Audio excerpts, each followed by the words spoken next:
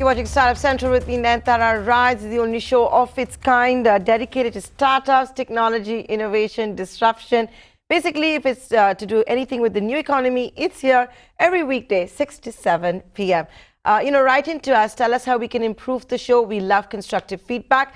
Pitch to us. Who knows? Maybe one day you'll even be a part of the show. I'm also on Twitter. Feel free to reach out to me directly.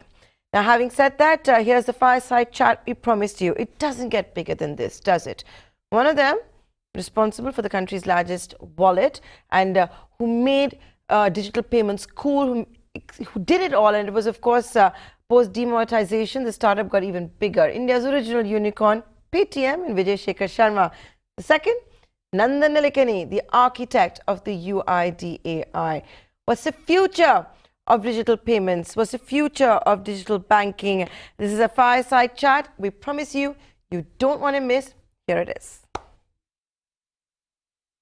Democratizing payments, making sure that everyone in every nook and corner of this country has access to digital payments. And nobody has done a better job of that than you, Vijay. So you have been a pioneer in this field, and I'm grateful for your contribution. I think the all-in-one POS is a very important device. I think we do have choices that people have. They can use cards, UPI, wallets, and you're saying that's not material. I'll just give you one device and any payment type you take. So I think that really eliminates this A versus B kind of argument because everything is in one device. So I think it's a brilliant idea.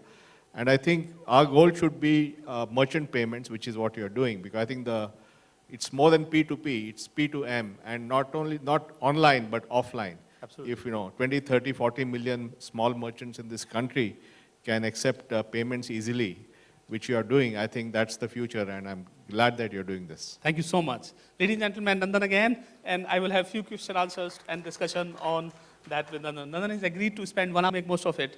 So like you said, Nandan, that the vision is about how to enable these large number of, not just online, but offline merchants. Online merchants inevitably are going to add payment. So there is no nudge or push required, if you will. They themselves are very active, persuasive of payments. Tell me one thing that, what do you see offline payments taking shapes of? For example, like we saw casual P2P payment becoming a QR-led payment, and then QR-led payment becoming now, we're taking the next stage, that IoT-led payments like you saw today. Yeah. So what do you think, and what will be the anchor reason and kind of solutions that will drive the scale that we are envisaging? 20, 30, 40 million SMEs? No, I think you're absolutely on the right track. Obviously, QR payments will be huge. And I think India is a country where we are doing huge amount of experimentation with QR codes. I think all-in-one QR, Bharat QR, UPI QR, all these are different forms of interoperable QR codes. So I think in that sense, India is a leader in interoperable QR code. 2, 3 product ideas for you. You're a great product guy. First is in your all-in-one POS, you should also have Aadhaar-enabled payments. You're building it? Okay. Satish ji is our CEO of Payment Bank. I know Satish. And I want to tell you, you will hear a cool sort of deployment from us on AEPS. Yeah, because AEPS is actually a silent success. Does 100 million Indians today use AEPS to withdraw money in some village? And so if you can... The devices have been created with a biometric scanner, printer, because we took it a long haul call. Yeah. So AEPS will further add to your sort of all-in-one proposition. Family. So that's one. Second thing is, do something about feature phones. Because I think we will for a long time to have feature phones. And we already have a UPI on feature phone. But nobody has taken that feature and made something with it. Okay. So I want you to apply your brilliant I take that as a challenge. product mind to that. Thank you, very kind of you to say brilliant product mind, but I take that as a challenge, and hopefully coming back to Bangalore in a quarter or two with a feature phone. Great. I'll come for that launch also. Beautiful. Okay. The thing is, we have to have one solution for smartphones, which you have already. Correct. We have to have one feature for feature phones, which you will come out with in a few months. And we have to have one solution for people who don't have phones, which is Aadhaar. So once you do that, Aadhaar feature smart. Billion people are covered. Yeah. So that's the vision that we had. So I'm sure you will be able to deliver. How do you see UPI going where? What kind of use cases? What kind of solutions and things that will solve? How? And your commentary on what you saw UPI doing till today? No, I think the way that you and others have used UPI is spectacular, and I'm very pleased with that. 1.3 billion payments last month. I think the important thing is to don't think of UPI as a product. Think of it as a protocol.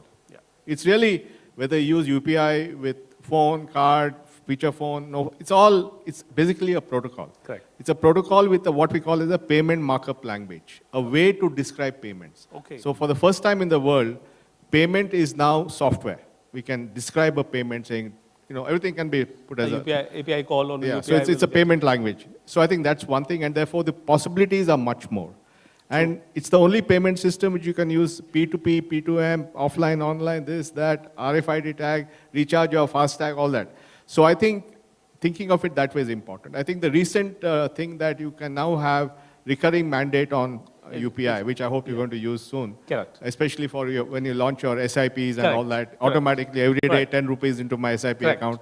So that's a huge feature that Correct. you should think about. We are actually the first launcher of that. Yeah, So okay, you will so hear you're that. on top Not of just, that, I think UPI is India's pride of what payments should the world know India for. Yeah. And with the kind of features that we've been able to launch on that, we are clear about it that this is what is, like you said, you leapfrogged it as a payment, as a software. I leapfrogged it as there is no one use case that we cannot think of. Yeah. So And now where the this sky's the market is. limit now, I think. And if you've seen Dilip Pasbe's statements, he wants to go from 1 billion a month to 1 billion a day. So I think with your support, that'll happen. Thank you. And what do you think of the commercial model? This is a little bit of discussion some days back was happening when government said merchants should not pay a fee.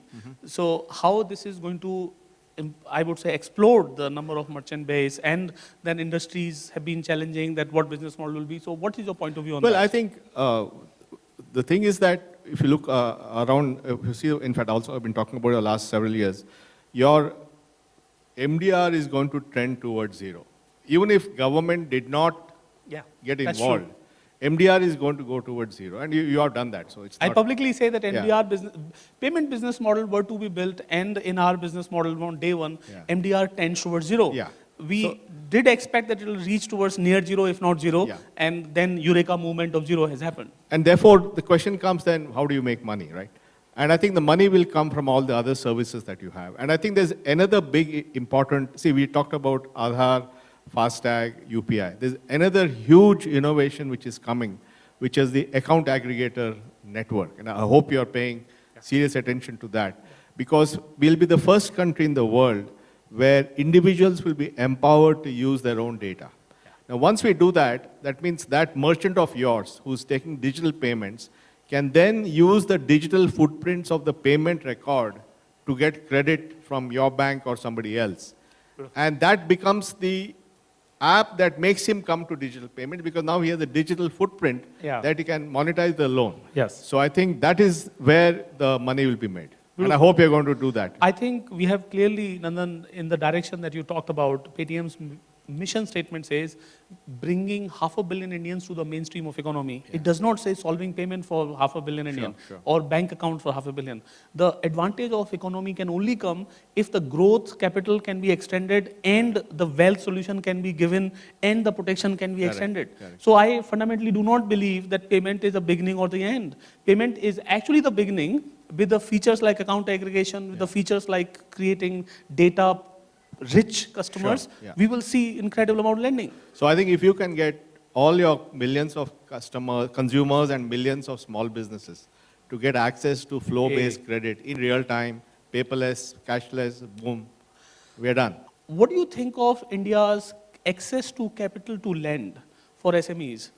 How would the rate of that, the interest cost, and I'm talking about source capital cost, not the sell capital cost to the SME, reducing. What are your understanding, especially seeing the NBFC environment and banks being restrictive and whatnot? No, I think we should not get distracted by the current challenges that are there. Obviously, we have an issue with bank NPAs, NBFC NPAs, housing loans, all that stuff. But out of this will emerge the next generation of credit, which is going to be entirely tech-based, entirely data-based, will be flow-based and not asset-based. It's not loans against your assets. It's loans against the flow of your business. And that is actually good for newcomers, because I may not have assets, but if I can show flow, I get credit. It'll all be using all this new technology we have. It'll also be AI-based. So what will happen is once you have consumers have, or small businesses have a data footprint, then AI will help you to decide whether he can be given a loan or not. So you'll be able to take a loan credit decision in few seconds using AI, which I'm sure you're heading towards that. So I think we are entering a whole new, just like digital payments has nothing to do with cash payments, the new type of credit is nothing to do with the old type of credit. Oh, that's a beautiful line. Yeah. The new kind of credit has nothing to do with the old kind of credit, where you traditionally underwritten with a human intelligence or mistakes or and using influences and bias or asset-based created. Takes weeks, all that stuff. And the new age, so in other words, if I may say, extending this, you believe fundamentally that new age technology, data, AI-led loans, which will be far more spread out, will have much less NPAs, if you will. Oh yeah, because one is that it's data-based. Second, you're going to apply AI. You'll use AI to figure out who's a good credit risk. You'll use AI to figure out who's a bad credit risk. You'll be able to handle both sides. And what this means is that pricing will become individual now. In the sense, instead of a generic, it's not a one-size-fits-all. It'll be somebody will pay premium. Everybody will have a price the risk will be priced on an individual basis, which I think, again, I'm sure you're planning that. That's right. I'm sorry, I'm not. No, I love it. I mean, I'm loving it that my team sitting in this room will have super confidence in business model that we pursue because we say these things and this is what is expected. Sure. So you sort of singing my words in your words. Thank you. And also then, one is the individualization of pricing risk, but the other thing is, in general, credit spread range in the country will come down. See, today what has happened is, the big guys get cheap credit. Correct. The small people get expensive credit, money lender, informal. All that will go away, and everything will converge to a band. Got it. And you'll make money in that band. Got it. Beautiful. Now that brings me to the next question. In fact, it generates two questions because you use the word bank and data and AI. There have been all the talks around the data should be kept protected within this country, and a lot of other countries feel uncomfortable by it. So your opinion on that what is your opinion and why and what not? And second would be the banks, which we will extend that how payment bank, SFB, etc. So first the data thing. Yeah, so I think, to me, where the data is kept is not the real issue. The real issue is, do you have an architecture which allows borrowers to use their data to get a benefit? Okay. And therefore, empowerment of data, to have an architecture where I can access my data, that is the heart of it. And that's what we have, account aggregator, all that. I, as a borrower, can say, get my GST data from GST, get my bank statement, give it to you to take a lending decisions, you apply AI, give me a loan, all in real time. Right. That is really what I care about. So what you're saying is whether it exists with account aggregator, whether it exists account with aggregator doesn't GST. have any data. Actually, he's only a real-time query like of data. a traffic guy. Traffic guy. He says, I tell my account aggregator, get my GST data from here, get my income tax data from here, get my bank statement. Interface for... It's a real-time system. My question was more around these kind of debates that were being done that India should, I mean, I met a couple of people from United States and they were very concerned that why is India so concerned about this data protection being in this domicile bordered, and does India have some use case or does India does not have use case? So my point was that I think we are a mature economy at a scale, and I believe this after a particular point in time, why should we go out and so on? So do you have any... No, as I said, to me the real issue is wherever the data is stored. It's accessible to Is it accessible to the borrower in real time? In real time, so that the decision can be made. Now let's go to the banks. Sure. You saw payment banks, SFB banks, and we're very proud of being a payment bank actually. And not just the business that we do with it, it's a very profitable, and seeing forward, we can actually say this, that if it had credit, we would have not been able to be successful like what we've been here today. We would have been distracted to do something else. Yeah. So I actually, in a hindsight, can also say it is better that we started our journey with payment bank because there is so much to learn, compliance and systems. So talk about how government has converted people on payment bank as an opportunity to, or regulator has given opportunity to convert SFB, and then there is an on-tap license, and then my friend Sachin Bansal is applying for bank license. So talk about how the financial services ecosystem, fintech as you call, which started from payments and is finally going towards credit, is it going towards full service bank then, and how the neobanks fit into this? Sure. So my intention is to learn your understanding of trend and comment on that. No, I think this is a very important and strategic point. The fact of the matter is, in spite of, there's a whole NPA problem, all that is true, but India as a society, the people are not getting access to credit, especially the small people, the consumers, the small business, SME. SMEs don't get access to credit. And therefore, we need to actually increase the number of players in the market who use technology to deliver credit in a completely different way. Yeah. So I think my view is that we need a lot more banks, but they should all be tech-savvy digital banks, not the old stuff, paper, call up, all that, none of that. So it has to be the way we talked about it. And I think RBI has done an excellent thing by encouraging successful payment banks to become small finance banks by having universal banking on tap, which is I think what Sachin is applying for, and also encouraging successful cooperative banks to become small finance banks, and I know that a couple of them are applying. So I think it doesn't matter where it comes from, but I think more of those are required. But any of those guys must use the new architecture. Yeah. Otherwise, it won't work. Yeah. And that's why I agree with you. I think the fact that you began as a payment bank, you focused on getting that right, Yeah. getting the transactional efficiency and all that. Now, when you apply and become a small finance bank, you now have a platform for credit at scale. Yeah, actually, somewhere. So, interestingly, we talk about that Indian startups. I'll now take it to a little more generic because you seem to be in a comfortable mood, and this conversation is quite something that I envisage as if it can happen ever. So, startups, we saw Flipkart exiting and incredible wealth creation. There were many naysayers and still incredible amount of success out there. And then there are next crop of young startups, which are not just if we take a milestone of $1 billion, then crossing that. If you take a milestone of something else, then becoming that relevant also. What do you think startup space in India is doing? Good, bad, ugly, correct, right, wrong, anything to be adjusted to? What is your opinion on that? No, I think I've also written about this recently. I think, first of all, what all you guys have done is phenomenal. Yourself, Sachin and Benny at Flipkart, or Bhavish at Ola. They're all brilliant entrepreneurs, great ambition, great strategy, great execution. So I'm very impressed. Thank you. Having said that, I think ultimately it is about making money. And I think it's very, very important because you can certainly grow because there'll be capital, guys will fund you and all that. But ultimately, if you have to be in charge of your destiny, then you have to become profitable, make profits, generate free cash, all that. So I think that flip is what is required. When you go back and look at the history of the great internet companies, Google, Facebook, Amazon, all these guys, they manage that. Yeah. So some manage it through advertising, some manage it through e-commerce, and AWS, whatever. But the fact is that after a few years of making losses, which were funded by their VCs, Yeah. they flipped into becoming profitable. So I think my earnest request to all of you guys is get to the path of profitability fast. For sure, incredible. In fact, I can speak on behalf of entrepreneurs at whom you named, and I was also asking in one conversation when Sachin was staying on stage that how much losses are good enough losses, and where is the border? And then the FOMO of that, if you address profitability over market share, am I losing market share? Is it okay for that over the profitability? So any comments to young entrepreneurs now who are in the early days, and let's say early days of investments where there is an obligation of investment in market share or market learning build-up, how should they build the journey? Less than 100 million funded companies. Well, I think, in that argument, there is actually another implicit argument. We remember that. What people are saying is that let us use capital to get market share. Yeah. So he with the most capital wins.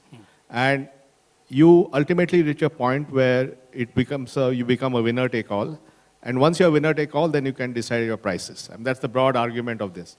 But it's not necessarily clear that these are winner take all markets. Yeah. So if you don't have winner take all markets, then it may be a fool's errand. You keep on spending, Yeah. but you don't get market dominance. Yeah. So I think that's the question. Yeah, very good. In fact, because I have you here, so I would open some people to ask these questions, and I have this mic in the center. Anybody who's a journalist or a teammate can come and ask these questions. Please ask this, and I would like to wrap up with a few more questions on the stage, if you will. If you were, as an IT service person, built this behemoth in Infosys, incredible institution, organization in your 80s, meaning 80s of this country time. I wish you create a company in 80s that is as impactful and even more further, by the way. So, because you started in those days and you saw India's market changing, evolving, what is the primary reason India's technology and startup ecosystem is so vibrant? What is in a larger arc that you see changed in this country? Well, I think a number of things. One is clearly, I think India has come of age. Indian consumers and businesses are much more tech savvy, and they're ready for the kind of innovation that you have brought in. So that's clearly the markets, Indian market has come of age, which is not true perhaps in the 80s and so on. So that's point number one. Point number two, I think, is the global recognition of India's potential as a huge market, and the fact that global capital is willing to come and support that, and you represent one of the beneficiaries of that model. Yeah. The third thing, frankly, is the India's investment in public infrastructure. That is, in the digital world, that is Aadhaar, UPI, account aggregator, RFID tag, GSTN. These are all public infrastructure, but designed in a way that they are designed for private innovators to take advantage of. So eKYC has an API, UPI has an API, GSTN has an API, RFID tag has an API. The API is deliberate. The idea is that government creates the platforms and innovators like you take advantage of those platforms. So that's been a big part of the journey. Then, of course, the telecom revolution, initially with Airtel, Idea, Vodafone, and then now with Jio, I think, which has dramatically provided telecom access very cheaply. So I think all these things have come together. And so I think the future is very bright. Future is very bright. Very beautifully said. So, ladies and gentlemen, I am done with my questions, unless you have any questions. Otherwise, Nandan will have to go. So, I would ask one last question, and then, okay, you can come on the mic and then ask this question. Hi Nandan, this is Amit from Days Info. Hi Vijay. Hi. So I just want to understand, like we have got more than almost like 10 plus unicorns in India, and we have been hearing this story. Even Flipkart was there for me. They were keep on talking about 2016, about IPO, going to IPO. I'm hearing also from you from last few years now about your roadmap to 2021-24 IPO. But still we have not seen anything which is very concrete in terms of any unicorn going very close to the IPO where we can really see or say, yes, that particular startup is ready for an IPO. What is your take on that? Well, I think the lesson that we have learned from the IPOs in the US, IPOs or attempts to do IPOs, Uber, WeWork, all that, is that public markets are very much focused on what is your path to profitability. If you are profitable, when you will be profitable, what is that in your business model that will ensure profit. So I think part of the thing is, even in India, where if these unicorns have to approach public markets, they should have very strong answers for that. So I think that's probably one of the reasons perhaps it's taking longer, but it's a matter of time. In fact, on that note, it is said that Indian stock markets do not value high growth to a level as much they value free cash flow. I mean, these are two different metrics of the same different stages. Do you believe Indian markets are good for such high-end such companies who have had huge losses in the past and may not be huge free cash generating in future in short term? Or do you think that they will inevitably go in an international market? No, I think if they are able to demonstrate, forget what happened in the past, losses, all that is fine. Yeah, sure. But if they're able to demonstrate a clear path to profitability, then it's good enough.